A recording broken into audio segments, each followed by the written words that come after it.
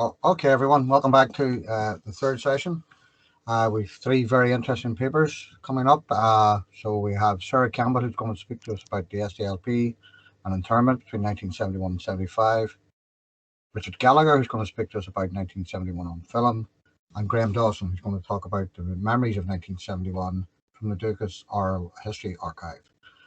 So I just remind the speakers just to keep strictly, if we can, to the 20 minutes time frame, so it will be fair to all the speakers and allow time for questions at the end of 20 minutes. Okay, if we're going too far over time, I'll remind you. Okay, so take it away. We're going to start with Sarah. Thank you, Martin, and thank you to all the organisers of the conference for putting on today. It's been really stimulating so far.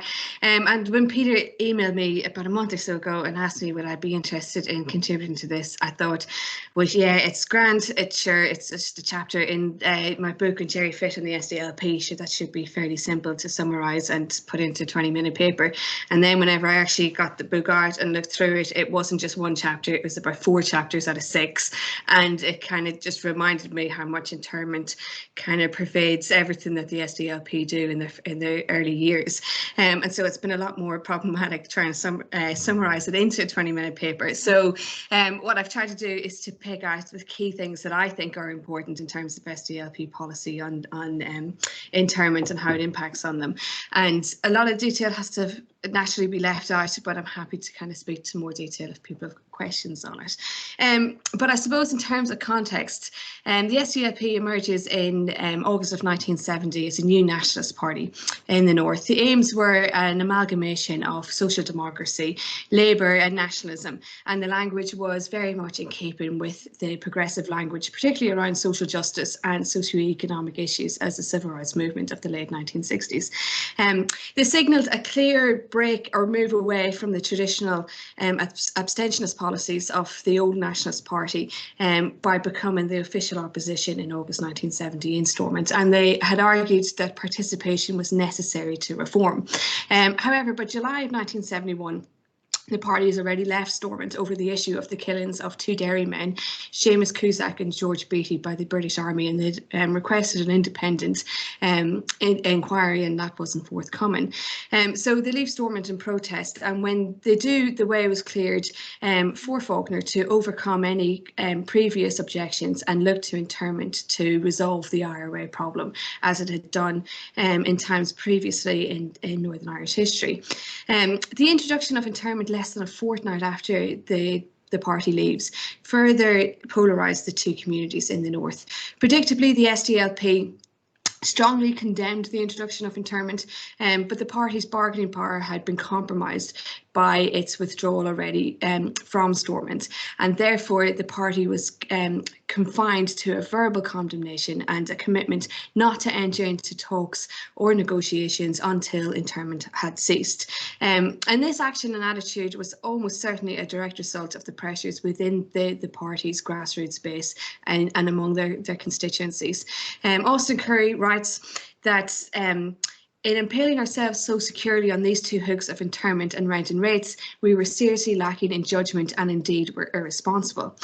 Jerry Fitt, who was the leader of the SDLP at the time, was uneasy about the decision of no talks until internment ended, but understood that the party had no choice other than to reflect this hardening line. He noted, "It is my belief that if the operation had been planned and conducted in an even-handed fashion, Faulkner might well have been able to soldier on. I personally would have been able to live with it, holding no brief for the men of violence on either side." But he also noted, "I regard the one-sided introduction of internment in retrospect as the most serious political miscalculation of the Troubles. I could feel the hook digging deeper and deeper into my back that morning as I considered the implications. There was no way back to Stormont now, and the ground for our withdrawal shifted quickly from the comparatively lame issue of Cusack and Beattie shooting to internment itself. For the next few years, the cries of 'what about the internees' was to haunt both my waking and sleeping hours." For Paddy Devlin, though, internment elicited a much more personal and emotional reaction. Having been interned himself in the late 1940s, he was perhaps the most adamant of the SDLP members that there would be no talks until internment ended. And the issue became became a lot more emotive as well when it emerged that internees had been ill-treated while they were detained, although I'm not able to go into that in this paper. So what I am going to focus on is the campaign of civil disobedience, the alternative assembly and the rent and rate strike. The ways in which the SDLP try to find political compromise from kind of September 1971 onwards, the impact of Bloody Friday and Operation Motorman and its aftermath on how the party's policy develops, and then finally internment as an issue within the party itself. So when the party left Stormont in July, it was agreed within the party that they would engage in a campaign of civil disobedience, although there's no record of this discussion on this decision in the party papers anywhere. Initially, this consisted of the party, along with other interested opposition groups, setting up an alternative assembly with the aim, firstly, of highlighting the total alienation of one large group of society, and secondly, to provide an alternative to Stormont, particularly for people who didn't want to engage in violence. So after the 9th of August, the civil disobedience campaign was intensified to include a rent and rate strike and a withdrawal of opposition members from public office. The problem with the civil disobedience campaign was that once it was in motion, the SDLP lost all control of it. So they were unable to exercise any influence on the numerous ad hoc local committees that sprang up to coordinate the strike. The announcement of the Alternative Assembly had been a safety valve for the nationalist community in July of 1971, but internment demanded a new and dramatic response, one which a rent and rate strike offered. After a meeting of the parliamentary representatives of the SDLP in Dungannon, the party called on its followers to withhold their rent and rates, and in this course of action they were supported by NICRA, the Northern Ireland Civil Rights Association, which coordinated the campaign. Parallel to it was a movement of withdrawal from office of public representatives, and in areas like Strabane, this was particularly effective where the local council was brought to a standstill by the action. While the rent and rate strike was welcomed by most sections of the minority, the handling of it was something that NICRA and the SDLP, in hindsight, fell down on. It was felt. For down in Spradley, for example, there seemed to be a lack of discussion or education among those leading the campaign about similar movements across the world.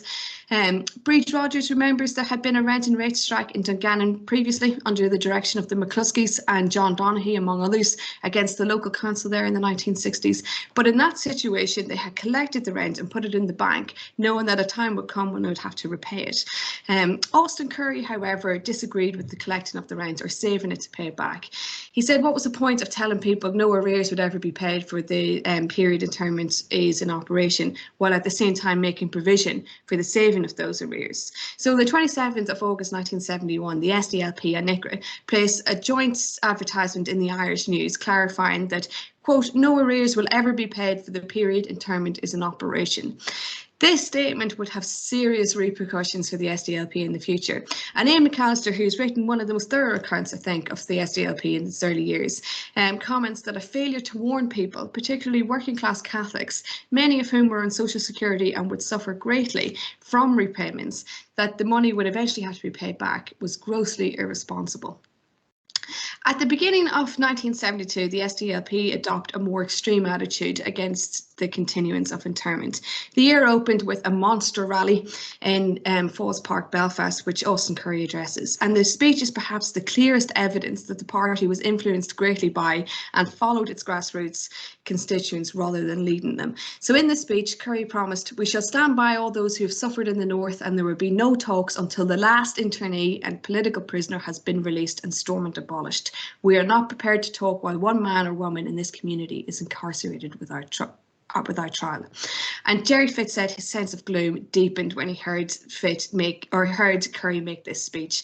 And on the telephone to Curry later that evening, Fitt complained that Curry had impaled the party even more firmly on the internment hook. And Curry explained that he had been saying no talks until internment ends, when a woman in the front row shouted, "Not until the last man is out," and everyone cheered. And Curry said he agreed with her on the spur of the moment and hence makes SDLP policy. Anti-internment rallies and marches continued, although Faulkner had banned them on the 18th of January 1972. But the first signs of a harder army line were felt in mid-January that year during an anti-internment rally on McGilligan Beach.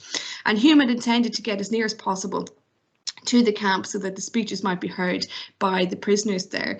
And this attempt led to a confrontation with the army, between the army and the marchers, because the army felt that they or feared that the protesters might attempt to storm the camp. So they panicked and rubber bullets were fired at quite close range, and the baton charged the protesters.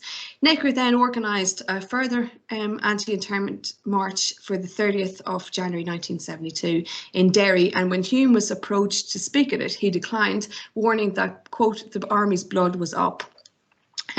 He had been alarmed by the soldiers' belligerent mood at Mcguire, and so the party decided not to attend as a party, but individual members could attend it in an individual capacity.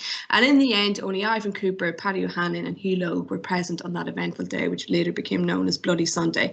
I don't have the opportunity to go into the events of Bloody Sunday in this paper, but there's two key consequences, I think, for the party. One is that it essentially ended public marches by Mcguire as a form of civil disobedience. I know there's one in Uri the week after that, but it essentially ends public marches as a form of civil disobedience and protest. And then the second is the introduction of direct rule with William Whitelaw as Secretary of State.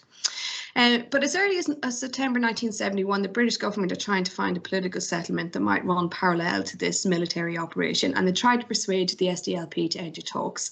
And the party went as far as to relax some of the preconditions for talks. So in the early days of the civil disobedience campaign, the party laid down 4 conditions that had to be fulfilled before any talks were held, namely the release of all internees, and the abolition of Stormont in its present form, the setting up of an interim commission to run Northern Ireland, and lastly, a guarantee of quadripartite talks on the Irish question involving the Irish government.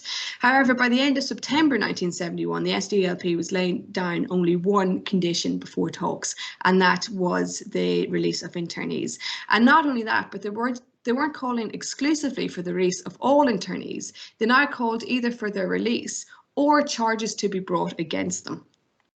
After Bloody Sunday, however, it would have been political suicide to agree to talks while internment was still in place. But at the same time, with the introduction of direct rule in March of 1972, the SDLP began to secretly meet with Whitelaw's senior civil servants at Laneside, which was a British-owned residence near Holywood in County Down. So it was clear at this point that the party was searching for ways of moving to a position where it could, with dignity, withdraw from the campaign of civil disobedience and relinquish its abstentionist policy. It took the murder of Ranger William Best by the official IRA in May of 1972 and a peace movement by women in Derry for the SDLP to make a departure from the ground it had once shared with the IRA, namely that no talks would happen until internment had ended. And the party finally felt in a position where it could end its members' boycott of all public offices. The official IRA called a ceasefire not long after the murder of Best, and the provisional IRA organised a press conference spelling out its peace demands and preconditions and asked Whitelaw to meet with them. For the SDLP, the provisional IRA's offer to Whitelaw was significant in the absence of any reference to the ending of internment before talks could commence. And so the party immediately seized on that crucial omission and to suspend its own commitment not to talk until internment ended. So although internment was still in existence, the party judged its position to be defensible as long as Whitelaw continued to release internees regularly. And that fits with what Martin was saying earlier with the releases and arrests and how they were used as bargaining chips by the British government.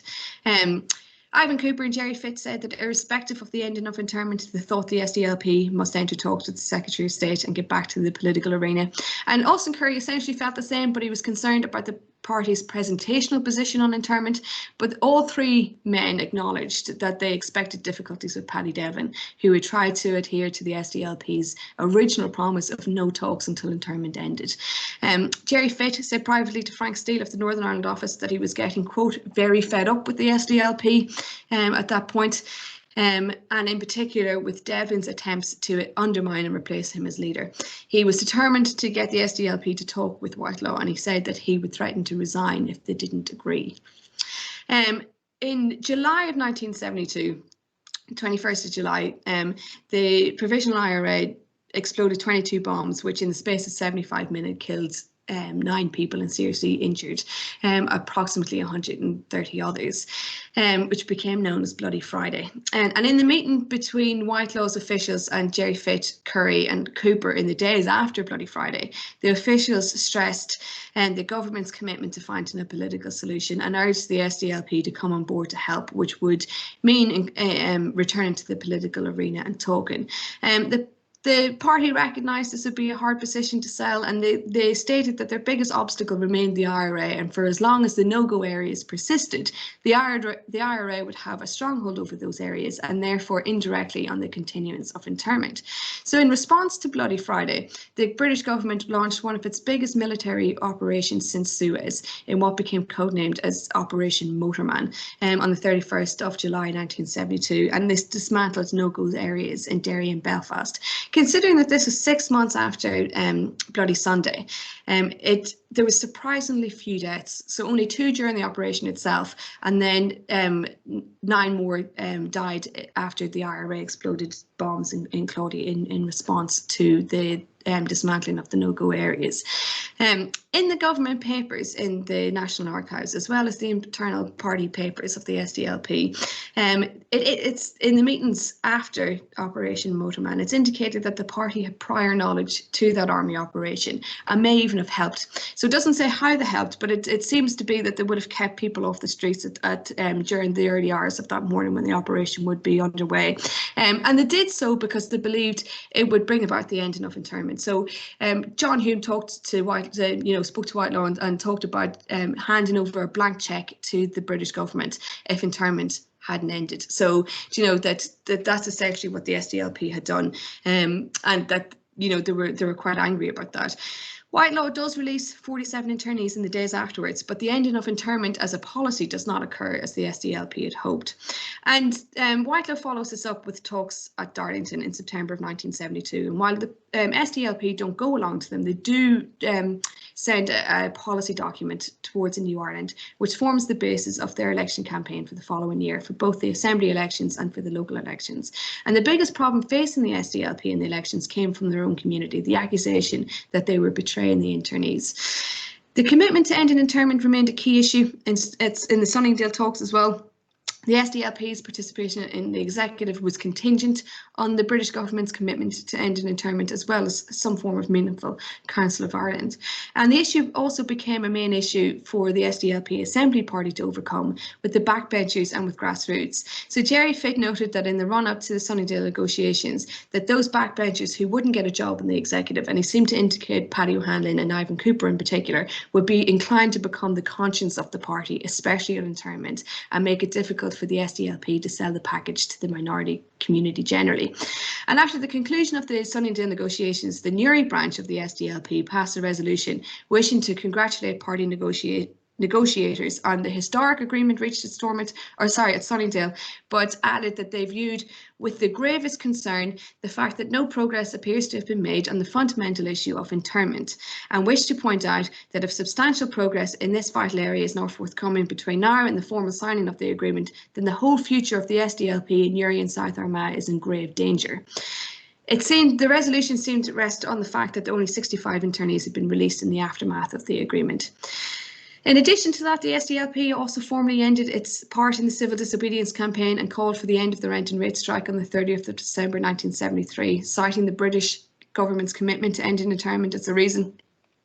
The SDLP action to end the strike sparked off a strong protest by NICRA, who argued that no single political party had a mandate from the people to end the civil disobedience campaign, and that it was certainly not an issue in the elections of June of 1973. Early into the power sharing government, it was clear there was dissent within the party on whether to continue participating in the executive with the hope of improving the situation, or to postpone to allow the British government to honour its commitment on internment.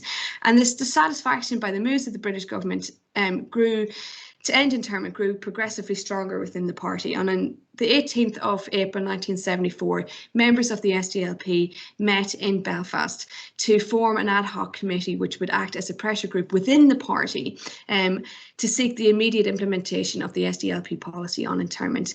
The group became known as the Motion Number 1 Committee, which was a reference to a composite motion that was passed unanimously at the third annual conference at the beginning of December in 1973. And although they emphasised that they would work within the party, its formation, I think, is indicative of the strong feelings among grassroots supporters about the very slow rate of internees. And Curry noted in his autobiography that I was aware of increasing anxiety among SDLP backbenchers, which was hardly surprising. Paddy Duffy was threatening to resign from the party because of internment. Seamus Mallon, the chairman of the Assembly Party, had a letter signed by a large number of local branch officials, district councillors and prominent party supporters from the south of Down, Armagh and Tyrone, who wanted the SDLP to pull out of the executive if Sunningdale were not fully implemented by July. Seamus himself did not disagree with their views. The situation worsened for the party executive around the issue of collecting the unpaid rent and rates now that the party was in government. And ironically, it fell to Austin Curry as the Minister of Local Government, Housing and Planning, and one of the instigators of the strike, to finalise the winding down of the strike and the paying back of the money. And he announced that, quote, payment in full will be required, there cannot be an amnesty, unquote. And on the 3rd of April, he introduced a 25p a week collection charge on unpaid rents to start from the 30th of May, which led him to become known as 25p Curry. And at the time, 11,000 tenants of publicly provided housing owed arrears, and many of them were already subjected to compulsory deductions at source from their social security.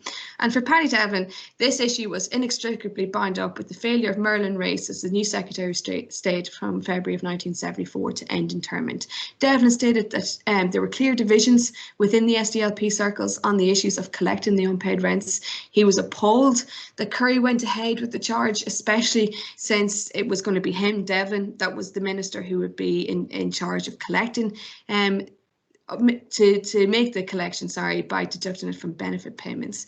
And Devlin's reservations were so strong that he wrote a letter of resignation to the executive on the 17th of May, highlighting his grievances with the slowness of the British commitment to phasing out internment. His resignation was put on hold due to the Dublin and Monaghan bombings and until the outcome of the UWC strike was known. To conclude, internment ends in 1975. Almost 2,000 people were interned up until that point. Estimated that just over 100 of them were loyalists, with the first loyalists only interned in early 1973.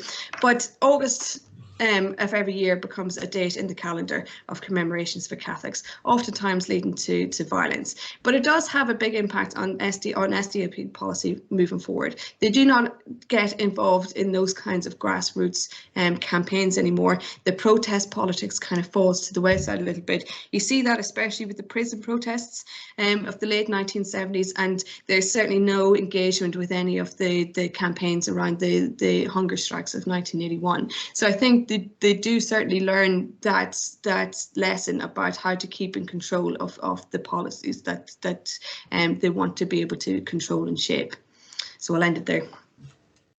Okay, thank you very much, Sarah. So next up we've got Richard, who's going to speak about 1971 on film. Thanks, sir, Martin. I'll just try and get this up here. There's no problems.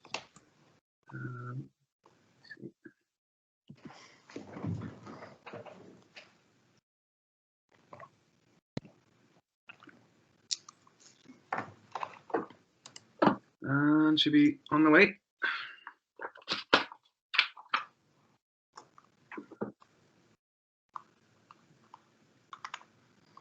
Hopefully.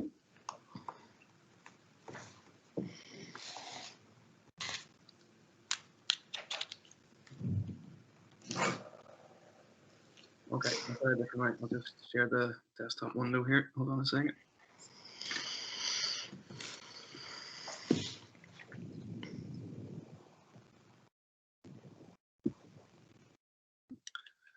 Okay, can you see it there now? Yeah, I think that's it. That's good, Richard. That's fine. Yeah, good stuff. Okay, so yeah, so thanks Thanks, Martin, and thanks to the organisers for allowing me to speak on this today. I'm going to discuss the year 1971 in Northern Ireland on film and how the year has been remembered and depicted in cinema. This transformative period of the early 1970s has been explored often in fiction films. Terry Lohan's Mickey Bo and Me is set in the early 70s and released in 2005. Roger Michel's 1998 film Titanic Town is another one and it's set in 1972. There are two films about Bloody Sunday, which obviously happened in January 1972. Paul Greengrass's Bloody Sunday, released in 2002, and Charles McDougall's Sunday, also released in 2002. Both also marked the 30th anniversary of the event. Bloody Friday, which again happened in 1972 in July, also plays a key role, and archive footage of the event is used in Oliver Hirschbiegel's 2009 film 5 Minutes of Heaven. The prologue in James Marsh's 2012 film Shadow Dancer is also set in 1973. Looking at the entire genre of trouble cinema more generally, the presence of internment in the picture can be identified in many of the films as young Irish nationalists being dragged from their homes and interrogated, or their homes being unceremoniously searched by British security services without appropriate cause is found to be a recurrent theme. However, owing to Jan Demange's 2014 film appropriately titled 71, being the only one that specifically locates events in the year 1971, it will be the focus today. And I thought this conference would be a good opportunity to discuss the film and how it identifies and depicts the year 1971 as a transformative year of the conflict, although it does do this whilst very much retaining universality. The film's director, Jan Demange, claims he was attracted to the project because it was pertinent today, transcends the specificity of the Troubles, and has a universality, meaning that it could be about a number of conflicts. The story also reminded Demange, who is from a French-Algerian background, of the Algerian War and Gillo Pontecorvo's 1966 film, The Battle of Algiers. Nevertheless, the film recognises the importance of the year, with the tumult and escalating violence at the time central to the plot, and of course the significance of the year is evident from the choice of the film's title. So perhaps recognising that the film is not a true story and being careful to retain this universality, the film does this without referring to or depicting any of the significant events of 1971, such as internment, Ballymurphy, etc. And there is certainly no mention of unionist celebrations of the half-century of the Northern Irish state. So released in 2014, 71 is funded and produced with the aid of Film 4, the British Film Institute, Screen Yorkshire and Creative Scotland, and is written by Scottish playwright and screenwriter Gregory Burke. Burke also wrote the Olivier Award-winning play Blackwatch, which again focuses on British soldiers, this time serving in Iraq in 2004. Despite the film's rather naturalistic approach to depicting Belfast, it may surprise people to know that the film is actually filmed in a range of English cities: Sheffield, Leeds, Liverpool, Blackburn, etc. Demange claims that he wanted to film in Ireland and actually had the support from Northern Ireland Screen, but found the locations needed didn't exist anymore, and that Belfast, in his own words, Belfast has lost the period detail needed. He found a replica of Divis Flats in Sheffield, for example. So the narrative follows a young British soldier, Gary Hook, played, and you can see him there in the slide, by Jack McConnell, on his first tour of Northern Ireland.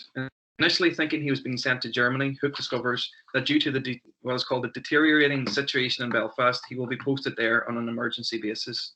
Having only been in Belfast a matter of hours, Hook is quickly caught up in the escalating violence of the conflict when he gets separated from the rest of his unit in West Belfast. On first arriving in the city, partly due to superiors assuring them that they aren't leaving the country, the true nature of the deteriorating situation seems lost on all in the patrol. As Aaron stated earlier, soldiers' understanding of the historical and political context was poor, and the film very much reflects this in its depiction of the soldiers. Another young recruit remarks that, in his words, "Emergency crisis, my arse. Apparently the birds fucking love us over there. Or over here, lads. Yeah, a mate of mine was out there last year, chucking their fucking knickers at us." And another's description of Belfast upon first seeing it is, "It looks like Leeds." There's also an element of self-reflexivity here, as it probably was Leeds. This naivety is also reflected in Hook's commanding officer's underestimation of the hostility that will greet the soldiers during a house raid in West Belfast.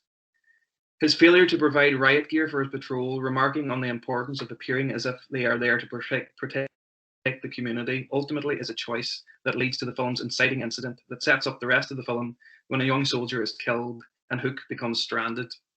The killing of the young soldier here, perhaps a reminder of the killing of 3 young Scottish soldiers killed by the Provisional IRA on the 10th of March 1971, aged 17, 18 and 23.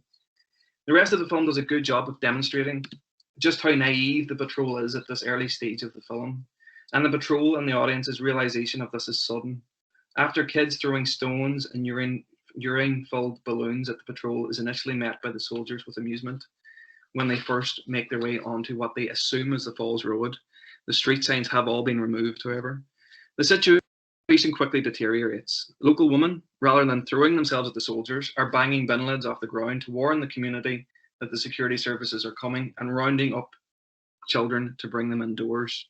The extent to which the presence of the soldiers is feared and objected to visibly comes as a shock to Hook and the other soldiers. Hook's first encounter with the RUC, as with all such characters he will meet as he traverses through unfamiliar territory, provides some exposition as to why there is such an increase in hostility. They are depicted as being ruthless, forcing families out of their homes, violently beating people, and even berating the young soldiers. Depictions of other Belfast characters allows for the film to present the year 1971 as a transformative one as well. Lucy Newby and Fergus Rolston explain that these characters each serve to aid or hinder Hook's progress, but all are marked by a potential for or prediction of violence. The introduction of Republican paramilitaries is set up by a senior British soldier as he provides exposition and context to the patrol by informing them before they leave the barracks. He states, "You need to be aware that within the Republican movement, we are seeing a split between older official IRA elements and the younger, more radical street fighting element, the Provisionals. The Provisionals' first appearance in the film occurs when they appear amidst a riot to shoot the young soldier. This marks them out from the offset as extreme. Of course, the split within the IRA did occur at this time and has proved to be a transformative moment in the conflict. In the film, the split is depicted on a micro level and primarily exploring the relationship between 2 characters, Quinn, played by Killian Scott on the right there, and Boyle, played by David Wilmot on the left. Proving that the Army's intelligence is somewhat correct, the younger, more impulsive Quinn represents the Provisionals, whereas the older, more moderate Boyle represents the official IRA. The different methods the two adopt to carry out their objectives are best exemplified in the film in a moment of dialogue between the 2 characters. Boyle says, "There must be discipline," to which Quinn replies, "Fuck discipline." Later, they plan to kill each other, such as a level of animosity between the two. However, it is implied that Boyle's decision to have Quinn killed is more out of a fear that the ruthless Quinn, who is more a product of the deteriorating 1971 environment than he is, will otherwise kill him. This also gives a sense that the emerging insurgency means that, just as the state seems to have lost control of the situation, so too have older Republicans. 2 nationalist characters who live in Divis Flats, Eamon and Bridget, Eamon played by Richard Dormer and Bridget played by Charlie Murphy, also demonstrate how much the region has transformed into a war zone. They discover an injured Hook lying unconscious and take him to treat his wounds. However, a dilemma is presented when they find out he's a soldier. Bridget claims we can't help him, whereas Eamon only vows to help, as the option of taking him to the hospital would be too dangerous for them. As well as these seemingly moderate nationalists being hesitant to help, this being a transformative moment in time is further identified here, as it is conveyed that Eamon spent 20 years in the army himself as a medic. It is not made clear why Eamon is no longer in the army in some capacity, but it could ostensibly be that because of the community he belongs to and the deteriorating situation in Northern Ireland, that it's no longer an option for him. Just as the evolution of nationalism is depicted, so too is the evolution of unionism. Unionism is most prominently represented by an unnamed child, played by Corey McKinley in his acting debut, whom Hook meets and for a period relies on to direct him back to his barracks. The child is an extremist and deeply sectarian, using sectarian language when referring to Irish nationalists and on occasion shouting abuse towards nationalist areas. His first interactions with Hook being the questioning as to whether he is a Protestant or a Catholic, and the recounting of Unionist achievements in World War I also reflects the increasing tribalism of Northern Irish society at the time. Motivated by the killing of his father and by a belief that the other side will kill us all, he confides in the soldier that it's good that you are here now so we can get on and kill these Fenian bastards once and for all. This also can be seen as a commentary on the increased urgency within unionism to defend itself in the face of escalating violence. Furthering the depiction of Belfast as a war zone, the young unionist character's screen time proves short-lived as he meets a tragic end when, after taking Hook to a loyalist bar, a bomb belonging to loyalist paramilitaries explodes prematurely in a back room. The fact he doesn't have a name proves quite appropriate at this time, as in his untimely and violent death, he comes to embody all children lost to the conflict. According to Malcolm Sutton's index of deaths from the conflict, 15 people under the age of 18 died in 1971 alone, with that number rising significantly in 1972. However, perhaps the primary way that the transformative nature of the period is communicated is through depicting Belfast, the city itself, as a war zone, and using typical war film tropes to do this. Shots of the city from a distance with large fires visible, and the inclusion of footage of the patrol going back into the housing estate behind enemy lines, so to speak, to collect the dead body of the young soldier further adds to the general theme of Belfast being depicted as a war zone. And far removed from the, being a war zone at this time, and far removed from the expectations of the patrol at the start of the film. In fact, the film's narrative resembles, to an extent, typical narratives of soldiers getting trapped behind enemy lines in films of the war film genre. However, a uniqueness is brought to proceedings here, given that neither the enemy nor the war can be thought of in a conventional sense. The tagline for the film and some promotional material is actually "a soldier caught behind enemy lines." And a uniqueness is brought to this understanding of the film's plot as well, given that he's caught behind enemy lines in his own country. The primary way that the film communicates this unconventional nature of the conflict and alludes to the deep-rooted causes of the escalation of violence is through its depiction of the MRF, the Military Reaction Force. This was a controversial covert unit of the British Army that operated in Northern Ireland during the conflict before being disbanded in 1973, in which former members have acknowledged killed unarmed civilians. In the film, they are most clearly seen colluding with loyalists as they provide the bomb to them that goes off prematurely. But towards the end of the film, they can also be seen to collude with, or attempt to collude with, individual members of both the official IRA and the provisional IRA. The Military Reaction Force is ultimately presented as being the malevolent force orchestrating all the violent events that occur in the film. This also marks the film out as being unique in that it suggests that the enduring nature of the conflict, if not the cause, is down to the British state's manipulation. In contrast, previously films, particularly British films, had tended to depict violence in Ireland as an inherently Irish phenomenon. Writing in 2006, Martin McLuhan explains that films have tended to portray the violence as essentially pathological, the fault of the Irish themselves. This tragic flaw in the Irish is a result of either their own innate proclivities, the working of fate, or the effects of nature and environment on the Irish psyche. The result is that Britain is absolved from any responsibility for the violence, and the socio-cultural roots are denied. So, 71 is a clear departure from this tradition.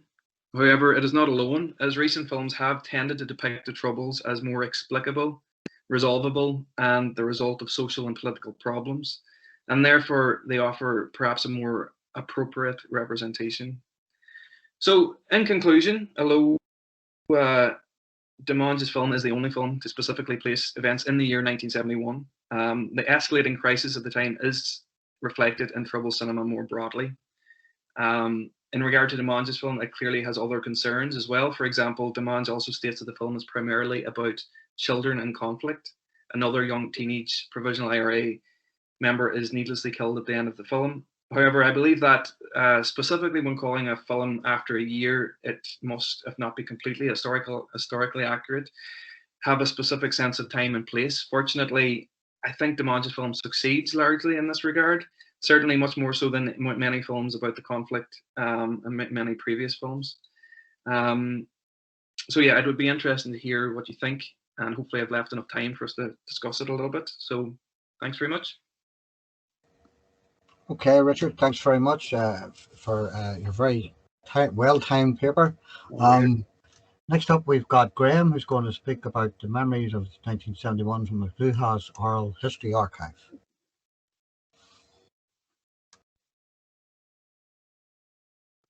Thanks. I'll just try and work out how to share my screen. The bit I was clicking on before seems to have disappeared.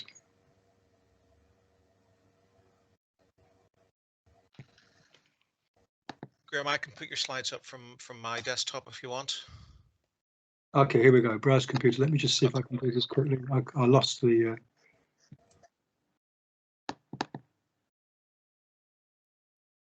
If this doesn't work, Peter, I'll take you up on it.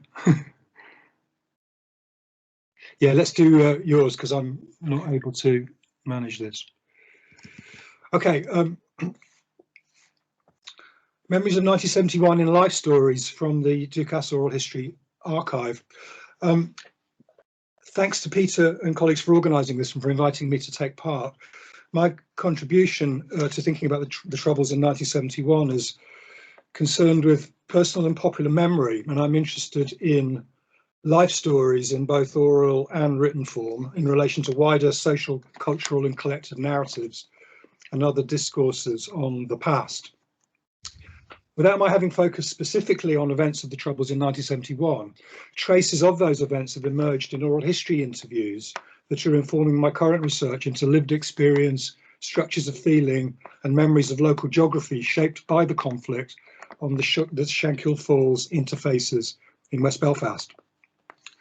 These interviews have been produced in local community-based oral history projects on both sides of the interfaces between 2000 and 2014 that are collected in the Ducas Oral History Archive that's run by Falls Community Council.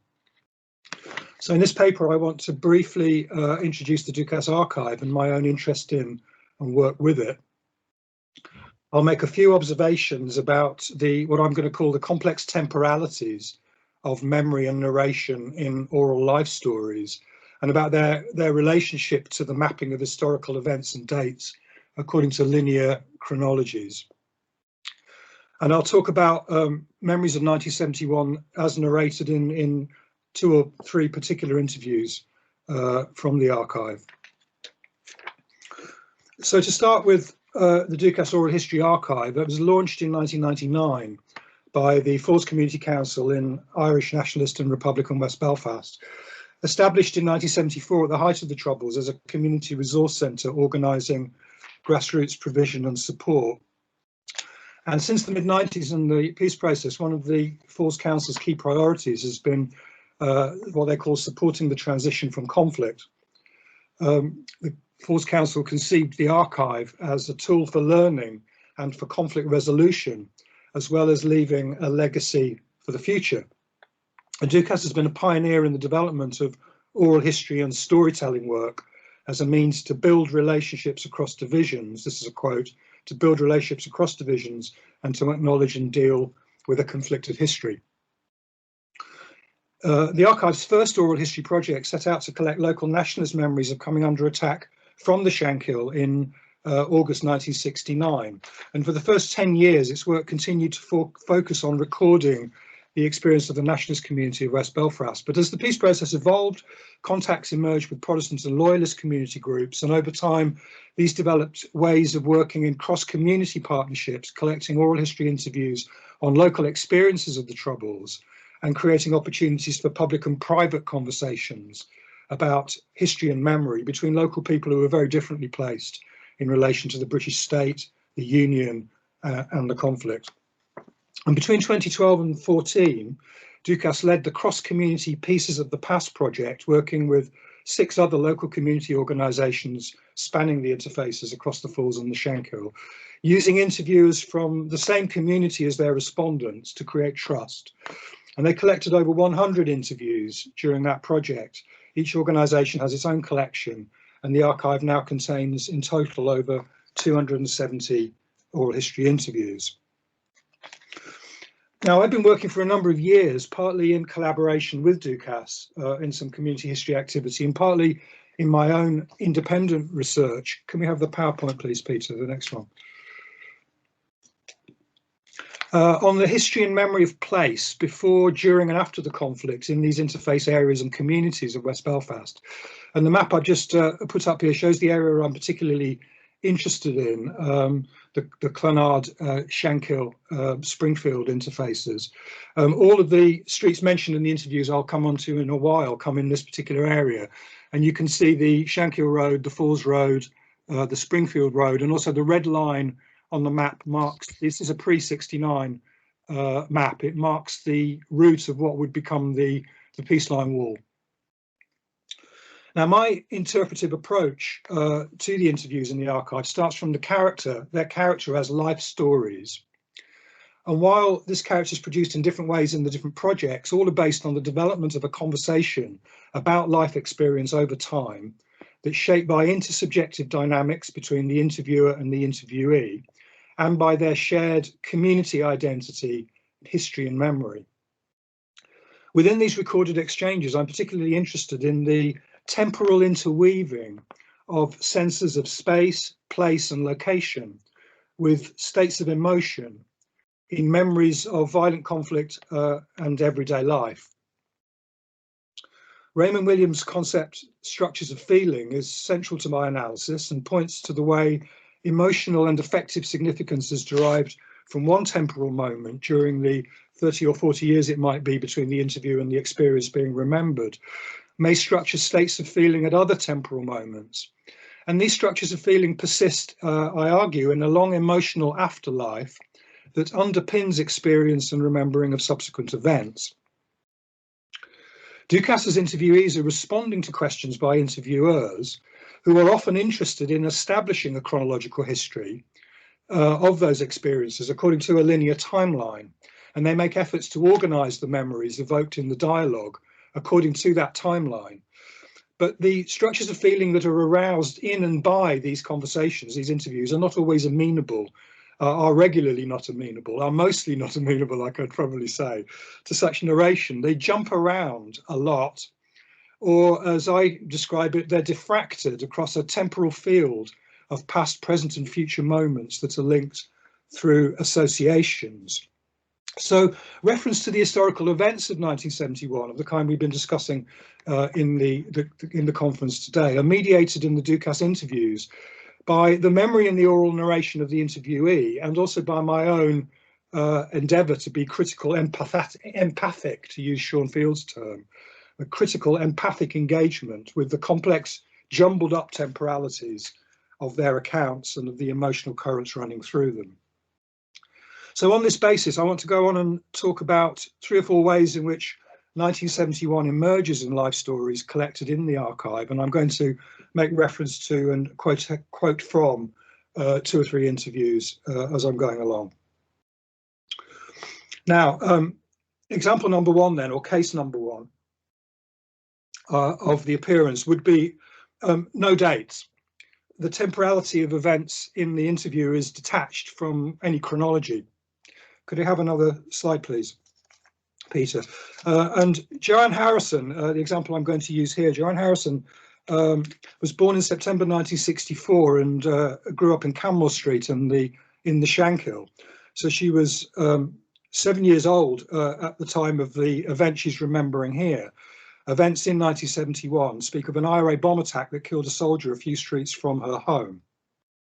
And it begins here with this expression that shows the dislocation from chronology, there was another time, the sense of a kind of generalized temporal space in which a number of different kinds of memories coexist. The anecdotes told in response to the interviewer's question, who asks if, being a very young child, Joanne remembers anything distinctly at the start of the Troubles. And she does indeed, but she tells at the beginning of the interview a sequence of fragmented impressions and short anecdotes. This is the last of the sequence, in which she conveys some of what she remembers of her childhood experiences of the armed violence, diffracted through a non-linear and uncertain temporality, which include being called in at night, seeing the army come up and tell them to get off the street, hearing bombs going off, and I'll remember lying in bed at night and there was shooting. Memory of her grandfather coming back from the Mackey's engineering plant where there'd been a bomb attack in the night where he was a security guard covered in blood. And at this point, the interviewer is prompted to seek clarification. I take it this was later than 69 then, eliciting her broad affirmation. Yes, this was when the Troubles were starting to get really heavy then. So this kind of generalized evocation of a sort of period in her childhood.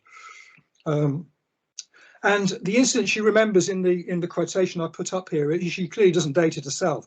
It's almost certainly the blast bomb attack by the official IRA on an army post. We were talking about these earlier, on Cooper Street, that killed Brian Hall, a young soldier in the Scots Guards, and injured others on the 4th of October 1971, when she would have been 7, one of only 2 recorded bomb attacks in the vicinity. Now, if to move to the second kind of example, the second kind of case, I'm calling this key events of 1971 are of central significance to the thrust and the temporality of the life story. So events in 1971, Olive Mcguire, could we have the next slide, please, Peter? Olive Mcguire was a 30-year-old nationalist mother of 2 at the start of the Troubles in 1969, living in Merkland Street, which was close to the streets in Clonard that had been burnt out by loyalists in August 1969. And the event she speaks of in 1971 is the displacement of nationalists from their homes by loyalists and the violence following the introduction of internment on the 9th of August 1971, in which there was an explosion in this particular area of intensive rioting and armed confrontation, which spread, into other areas in West Belfast. Clearly Ballymurphy we've been hearing about earlier on. 25 lives lost in 4 days, 13 of them Catholic civilians, and a second huge displacement following 69 of over 2,000 families from the Belfast interfaces over the following 3 weeks. And in this interview, you can see Olive locates her experience precisely in the relation to the date of this massive historical moment. Since the fearful time of August 69, we'd thought we were comparatively safe. A speedy end came to that on internment day. I lost that house on internment morning because of the trouble that was going on up there. The Sunday before internment day, there was a whole crowd again had gathered at Lanark Street, and it was a very tense situation. My older brother came along and he said to me, I just had Rasheen at the time, come on up to our house for a while. And I went up to his house and I never got back to my own house again. The house wasn't gutted and it was still standing, and she saw it, but it had been lost, presumably to a Protestant family who were moving into those houses that had been vacated by fleeing nationalists. Could we have the next slide, please, Peter? But in what then happens is that in Olive Mcguire's story, she follows a sort of temporality of her refugee narrative that follows from this particular dated moment. And it takes her, first of all, into Ballymurphy. The night before, she says, my brother lived in Ballymurphy, and that's where we went. Sure, Ballymurphy got the brunt of it all. He'd taken me out of the frying pan into the fire. And every 2 minutes, people were coming into the Citizens Defence Committee that she's talking about in this extract with different reports. I'll always remember people coming down and saying about that woman being killed. And here the interviewer, who comes from the community, responds and gives the name, Mrs. Connolly. Yes, and the priest, Father Mullen. So there's this interaction between the shared community knowledge about this experience. And the emotional currents running through here are related both to the irony of having put her family at risk in trying to save them from exposure to violence, at the same time as being caught up in a much bigger scale violence in which people are suffering much more severely than she is, that bring her to tears that she's remembering all these years later. So the interview goes on, Olive's interview goes on to develop a linear narrative of what continues from Ballymurphy. First, we ended up being shipped out with the people of Ballymurphy down to Gormanston. This was an old Irish army camp in the Irish Republic that housed refugees from Belfast in '69 and then again in '71. And the Mcguire family only lasted a week there before moving on to friends in Dublin. And while they were staying with the friends in Dublin, Olive Mcguire's father rang to explain that there was no going back. Could we have the next slide, please, Peter, here? There's no going back. She says the penny only dropped then, you know, that I'd lost the house, the realization. You've seen so much, people were being killed. It was only when he said that. But about 2 or 3 nights later, he rang to say, I've got this wee house in Bramer Street and I'm staying in it to make sure nobody else gets into it. And he said, whenever you're ready, you have to come back. So what's really interesting in this interview is that this kind of linear chronological structure gives way at this point, the narrative of displacement, as Olive struggles to place events in a consistent timeline, whilst negotiating powerful eddies of contradictory feelings invoked in her own remembering about the loss of her home and the sudden acquisition of this new wee house in Bramer Street. And it turns out, as well as the kind of impact of the loss of her own, she's then also deeply disturbed and unsettled by discovering that the house had become empty because some Protestant people, she says, had moved out. They were frightened. They weren't put out, but the people were definitely frightened. So the sense that she's benefiting from a displacement comparable to her own. And she responds to the settling as the interview develops. She explains how she wrote a letter to the woman who'd been displaced, and they made contact about it. Now, third case, I want to give what I'm calling here key events in 1971 referred to, but in non-linear memory that links different temporal moments. So Joanne Harrison again, could we have the next slide, please, Peter? Joanne Harrison again, we've already introduced you to her childhood memories. Later in the interview, she speaks of IRA bomb attacks on the Shankill at the 4 Steps Inn we heard reference to earlier in the morning, and the Balmoral showroom. Memories of these events emerged from a question by the interviewer about her experiences as a teenager. So geographically hemmed in and inwardly focused within their area, she and her Shankill friends began frequenting loyalist bars and clubs as older teenagers. And she describes this in the story, in her life story. Me and my friends went to the Loyalist. It was on the Shankill Road. It was a loyalist bar. It was a club. It would have discos on. As I got older, there were discos going on, so I went there. You were very frightened because you were scared of the IRA blowing it up. That was always in the back of your mind. I was just always afraid of the IRA, the Republicans, the Catholics, always afraid of them hitting the area again.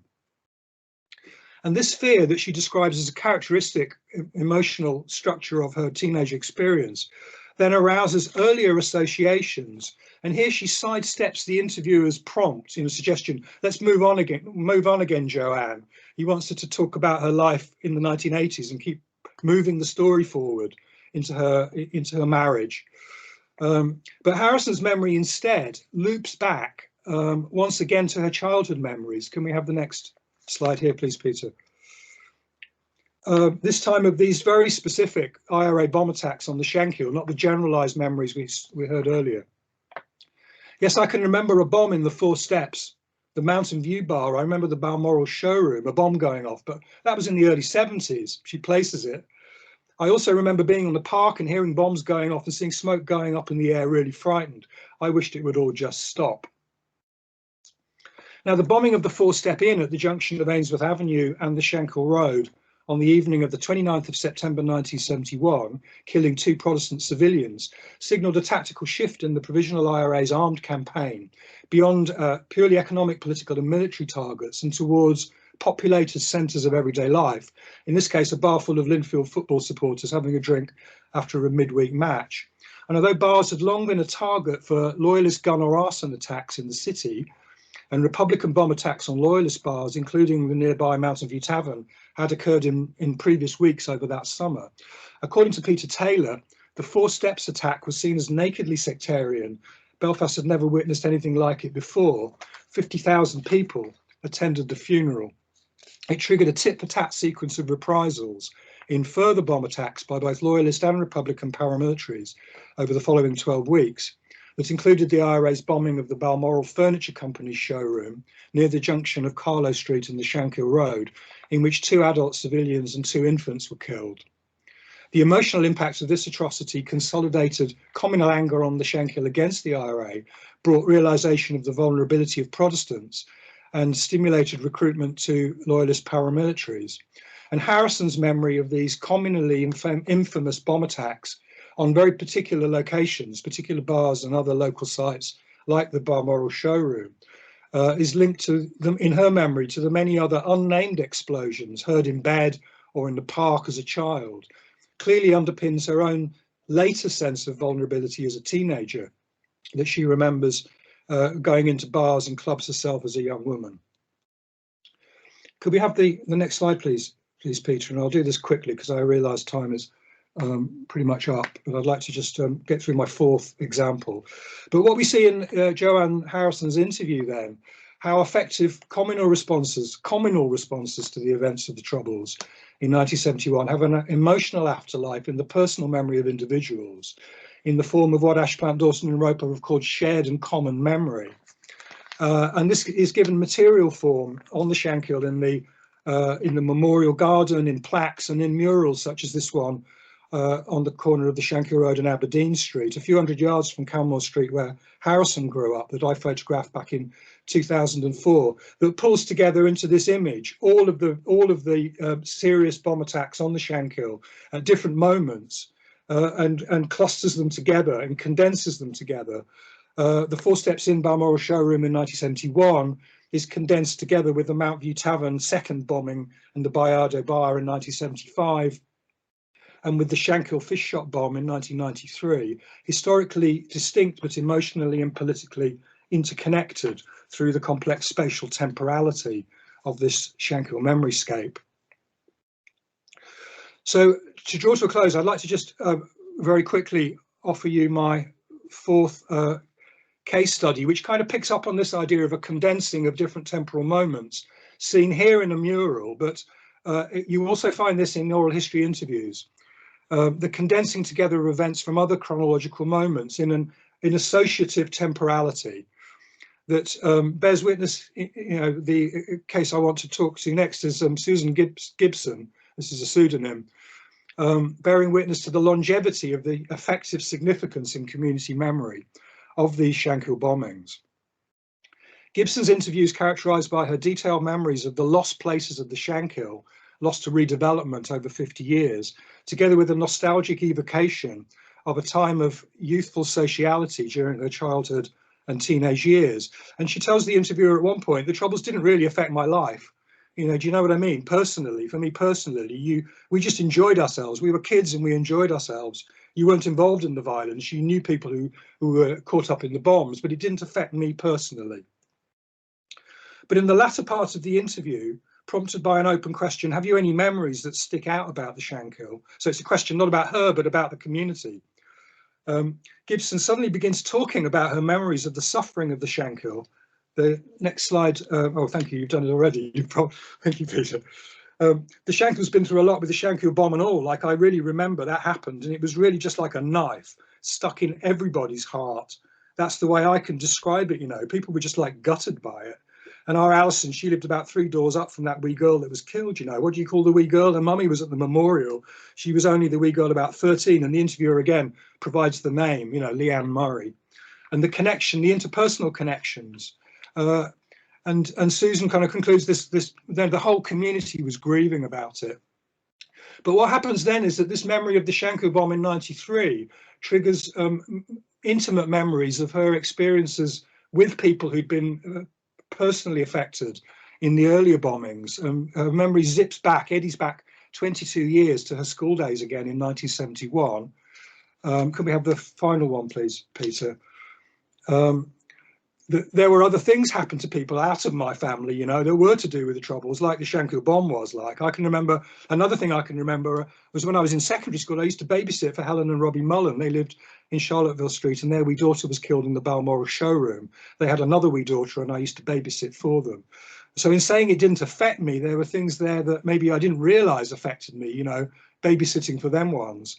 And what's really fascinating about this interview is the way within 35 minutes, the interviewee, Susan, is brought to think differently and remember differently about her own experience triggered by the interview. In this paper, then, very briefly in conclusion, I've tried to suggest a number of different relations between the history and memory of 1971 that emerge in interviews in the archive. Memory detached from chronologically identified historical events, memory that's explored in a kind of temporal sequence from them, beginning with key dated events, memories that look back to key dated events at earlier moments associated in particular ways within a life story, and memories that are associatively diffracted through time, condensed together distinct temporal moments that are felt to be connected. And this does have important implications, I think, for how we think about community memory, local memory, and the way this becomes politicized in victims' narratives, what this is rooted in, how memory works at a number of different levels in communities like the Shankill and the Falls. And I'll stop there. Thank you. Okay, thank you, Graham. Thanks to all three speakers for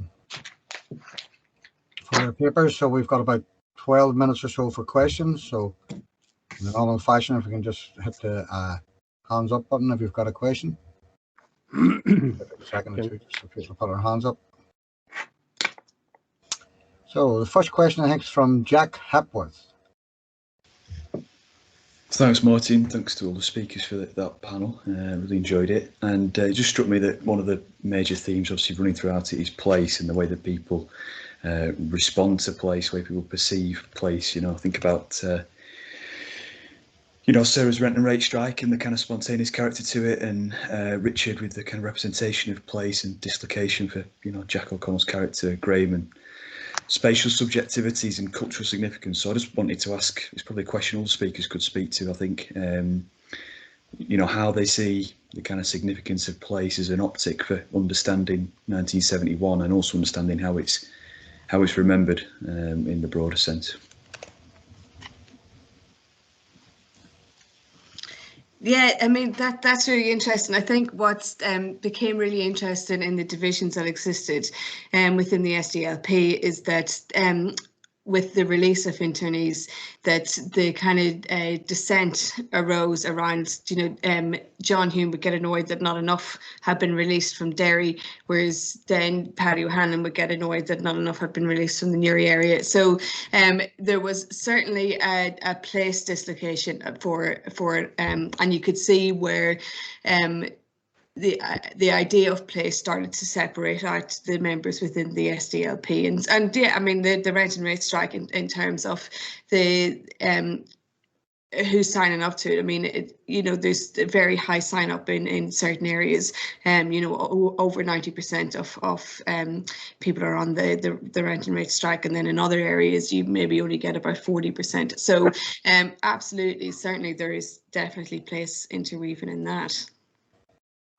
Graham, do you have anything you'd like to say on it? Yeah, thanks, Jack. I mean, place for me, I think tried to get across has been fundamental to the way I kind of approach this archive, really. I mean, in the sense that it is a located archive. It's located half a mile from the peace line. You know, they're working with the communities.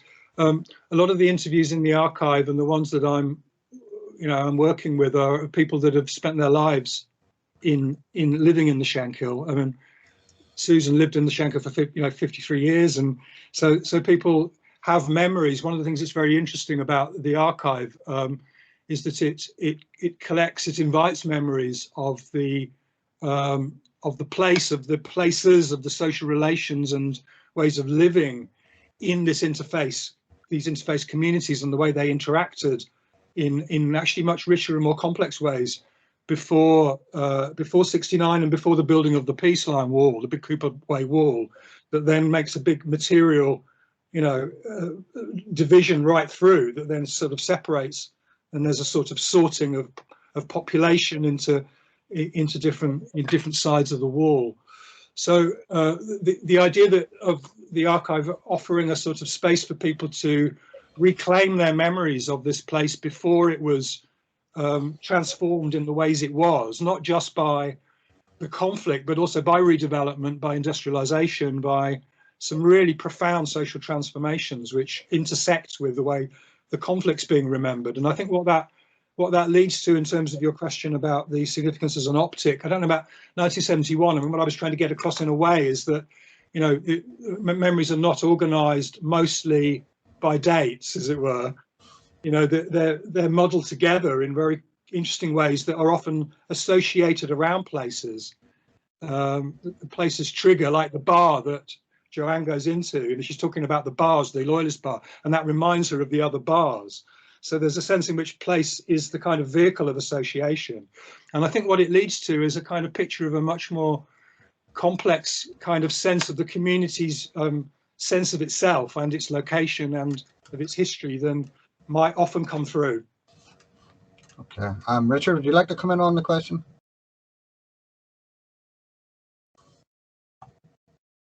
Richard? We lost Richard. All right. Thanks for that, Jack. I guess 71. It's you know, this the importance of place is so apparent. It plays such a key role, and it's ironic that because the place plays such a key role, it can't actually be filmed in Belfast, you know, and they had to find suitable locations elsewhere in England, and they had to find a replica for Divis Flats in Sheffield, not in Belfast, and they're like, because it didn't offer the detail, the period detail, you know, that the filmmakers wanted. So there's a real irony in that, but it's certainly in you know, everything is sort of centered on place in 71, much more so than many other films. It sort of falls in that tradition of odd man out, of you know, of placing it in a specific location in Belfast, and the final act of the film, like the final third, is all set in Divis Flats, and so yeah, that's it's I think it's very important to that, and quite commendable in that way. And I guess you know, obviously Graham might know more about this than I do, but you know, that the memories linked to that sense of place and so forth, and you know, and the film's very much aware of that. Okay, thank you. We've got a question now from Paul Nugent. Hey, thanks very much for taking my question. It's a wonderful meeting this morning. I'm calling in from the US, but I was raised in Mullingar in the Republic of Ireland. And my question is for Professor Dawson on the subject of memory. And last year I read Guy Beinard's book, Forgetful Remembrance, how communities choose to remember events, historical events, almost not overtly, but covertly, and speak about them in coded words. It may be too soon for that in this case, but my own personal experience of the Troubles, I was a kid, we didn't really have much of a problem in Mullingar, but I was in Dublin in May 1974, getting onto a train when the bombs happened in Talbot Street, the bomb in Talbot Street. And my memory now is my mum, who was with me, and my dad, who was in Mullingar, never speaking about it again. Now, they may have spoken about it, but not in front of me, because I was 14 at the time. But I've actually read about that subsequently, that there was actually, it was almost like it got forgotten really quickly, which may have been a way of helping to heal the process. But anyway, the idea more about how communities handle memory versus how individuals handle. Thanks very much.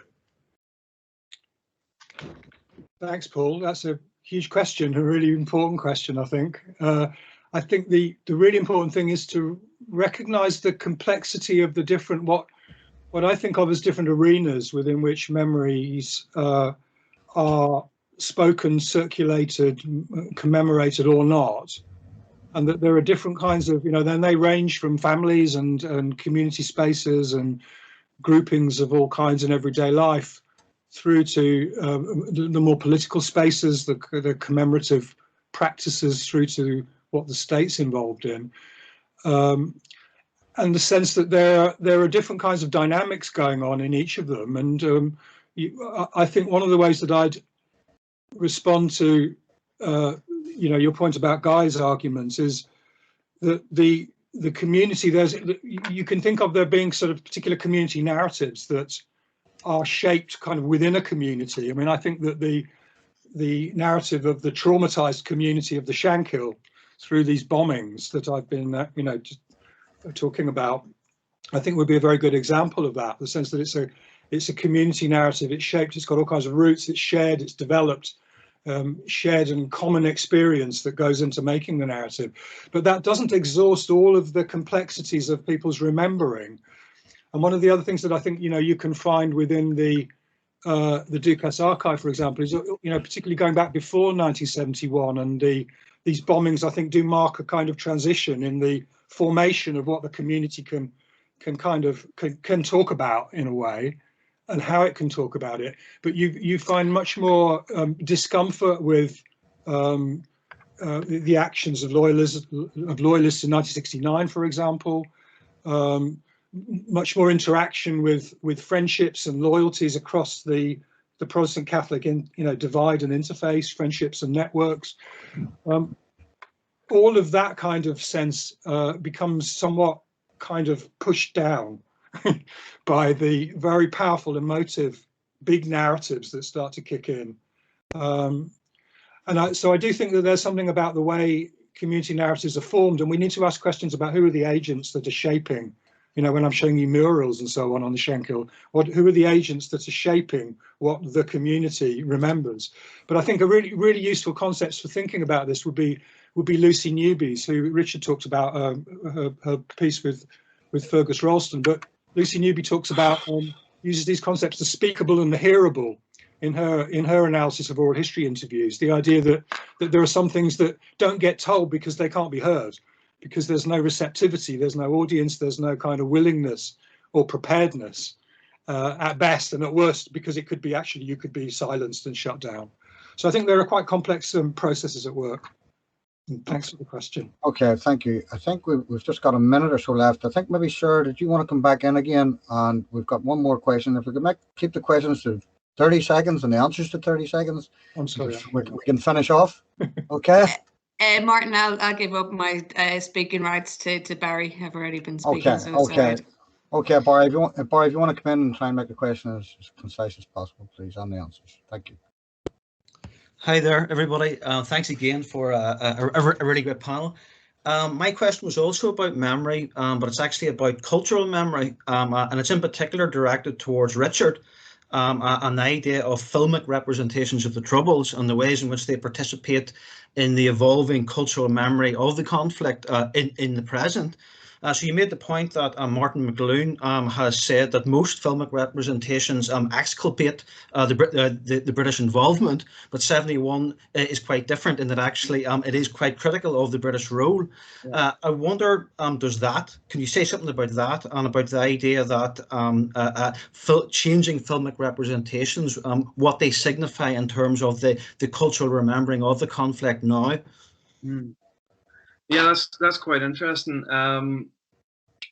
Yeah, I mean, it does seem to be a trend that's really begun in the last few decades, with films like 5 Minutes of Heaven as well, being another. That the conflict is depicted as much more explicable, and I guess that is sort of reflecting how politics in and about Northern Ireland has evolved as well, because there is with the peace process there came a solution to the problem. Well, it might not be a permanent solution, but there was something of a resolution there, and that maybe sort of instilled in filmmakers the idea that we can no longer continue down this road of depicting the Troubles as as a tragedy, as something which is inherent, that is always going to happen in Ireland, and nothing we can do can change that. So the peace process changed everything in that regard. There needed to be, a realignment of depictions in that regard. And so yeah, I guess that's the main explanation for it. Also, I think with the a lot of the more recent films have been produced within Europe, and have tended to, and European cinema in general tends to be a little bit more nuanced, especially about real life stories and the like than the previously in the 90s produced Hollywood films about the Troubles. So I guess there's an element of that as well. The European cinema just being a little bit more nuanced, detailed, and less genre driven as well. A lot of the previous films would have been action films, which really wouldn't have had time to explore these issues in detail. Sorry, yeah, and you were saying about how it feeds in, culturally as reflected in more a broader sense.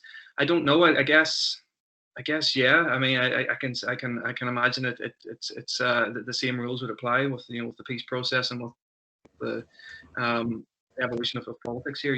That there's an element of that. Yeah. Cheers. Thanks. Okay, everyone. Thank you very much. Thanks to all our speakers and all the questions. And I think we only went 2 minutes over time, so we did pretty well there. Very good. Okay, everyone. Okay, thanks.